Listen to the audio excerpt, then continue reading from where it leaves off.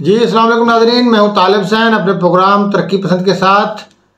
वज़ीर ख़ज़ाना इसहाक़ डार और वफाकी हुकूमत ने इक़्तिसादी सर्वे 2022-23 आज पेश कर दिया। इक़्तिसादी सर्वे पूरे साल की जो मुआशी कारगुजारी होती है उसका अहाता किया होता है। जो GDP की ग्रोथ है वो नहीं हो सकी, 0.29% जो है GDP ग्रो हुई, ना होने के बराबर। ज़ाहिर है मुल्क के अंदर एक बड़े पैमाने पर एक सैलाब आया था और उसमें बड़ी तबाही हुई। और दूसरा जो हमारा डॉलर क्राइसिस है, बुनियादी तौर पर फॉरेन एक्सचेंज का जो मसला है, उसकी वजह से मुल्क के अंदर महंगाई भी हुई और सनती पहिया भी रुक गया, और जिसकी वजह से मुल्क के अंदर जो ग्रोथ का अमल था वो रुक गया। तहरीक इंसाफ के दौर में बकौल उनके कि हमने 5.5 पर ग्रोथ छोड़ी थी। ज़ाहिर है मैं इस ग्रोथ से एग्री ही नहीं करता। ग्रोथ का जो मॉडल पाकिस्तान के अंदर है, देखें अगर इन टर्म्स ऑफ प्रोडक्शन अगर चीज़ों की क्वांटिटेटिव टर्म्स में ग्रोथ है तो वो एक हकीकी ग्रोथ है। लेकिन जो आप कहें कि इन्फ्लेशन का जो सतह है मुल्क, मिसाल के तौर पर पिछले साल आप एयर कंडीशन की प्राइस ₹1,00,000 थी, साल 1.5 लाख है, तो इसमें आप इसको आप ग्रोथ कैसे कह सकते हैं? मतलब हकीकी ग्रोथ नहीं है पाकिस्तान के अंदर। चूँकि इन्फ्लेशन बढ़ता है तो इस वजह से ये हमारे यहाँ ये जो बाबू लोग हैं फिगर्स को मरोड़ तोड़ कर जो है पेश करते हैं। लेकिन एक ज़माना जो नवाज शरीफ का ज़माना था 2014 से लेकर 2017 तक, वो एक हकीकी ग्रोथ का ज़माना था जब इन्फ्लेशन की सतह नीचे की तरफ जा रही थी।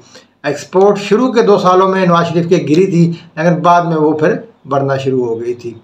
तो वो एक हकीकी ग्रोथ का जो 6% पे उन्होंने छोड़ा था, वो ज़माना था। उस वक्त पाकिस्तान को दुनिया जो है G20 में शुमार कर रही थी कि बढ़ती हुई 20 मईशतों के अंदर, और इसहाक़ डार को बेहतरीन वज़ीर ख़ज़ाना का अवार्ड भी मिला था।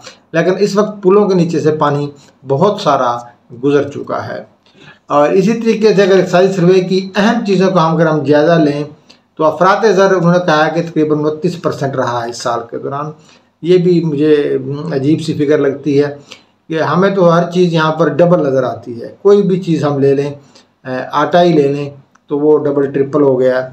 और इसी तरीके से खाने पीने की अशियाँ हैं, तो तमाम शोबों के अंदर जो है महंगाई ने अपने तमाम, मेरा ख्याल है कि 100 साल रिकॉर्ड जो है पाकिस्तान के अंदर तोड़ दिए हैं। और ज़राअत के शोबे में 1.55% के हिसाब से ग्रोथ हुई है। यकीनन समझ आती है, एक तो ज़राअत की कमोडिटीज़ की प्राइस बढ़ गई है, दूसरा इस साल गंदम बहुत अच्छी हुई है। तो सनत में जो है मनफी ग्रोथ हुई है, मतलब ये कि पिछले साल से कम हो गई है 2.9%। बिल्कुल सनत का जो है पैमाना जो है वो जो है पहिया रुक चुका है। इंपोर्ट जो है वो रिस्ट्रिक्टेड रही, बंद भी रही, रिस्ट्रिक्टेड भी रही, अभी भी रिस्ट्रिक्टेड हैं। बैंकों को ये हुक्म है कि अगर वो आप पैसे मैनेज कर सकते हैं डॉलर तो आप LC खोलें, वरना ना खोलें। तो इस बेरोज़गारी भी बढ़ी जिसकी वजह से तो ये बिल्कुल पाकिस्तान के अंदर बड़ी सनत रुक गई। ये बहुत सारी चीज़ें इंपोर्ट से आपकी रिलेटेड होती हैं, तो इसमें ये मसला आपको दरपेश रहा। टैक्सेस 16% बढ़े हैं, जी बिल्कुल बढ़े हैं, लेकिन इसके बावजूद टैक्स कलेक्शन में 16% इजाफे के बावजूद जो टैक्स का टारगेट है वो पूरा होता हुआ नज़र नहीं आ रहा। महंगाई हो गई ना जी, महंगाई अगर आप 100 रुपया एक चीज़ पहले 100 की आती थी, अब 200 की आती है, उसके ऊपर आपने टैक्स देना है 17% या 18%। तो यार 100 के ऊपर 18 बनेगा और 200 के ऊपर जो 36% बनेगा। तो एक चीज़ की प्राइस महंगी होगी, ज़्यादा टैक्स कलेक्ट करने में महकमे को आसानी रही, और जो बाबू लोग हैं वो इसका क्रेडिट भी ले रहे हैं। हकीकत ये है जो मैंने आपको बताई। और करंट अकाउंट खसारा कम हो गया है 13.7 अरब से 3.3 अरब, मतलब तकरीबन 10 अरब का करंट अकाउंट डिफिसिट कम हुआ है। उसकी भी वजह यही है कि मेजर आपकी इंपोर्ट कम हुई है या अपने पेमेंट से कम की है, पेमेंट कम की, तो ये आपका करंट अकाउंट। और तजारती खसारा जो होता है वो एक्सपोर्ट और इंपोर्ट का डिफरेंस होता है, इसमें सब्सटेंशियल कमी आई है, 40% ये कम हुआ है।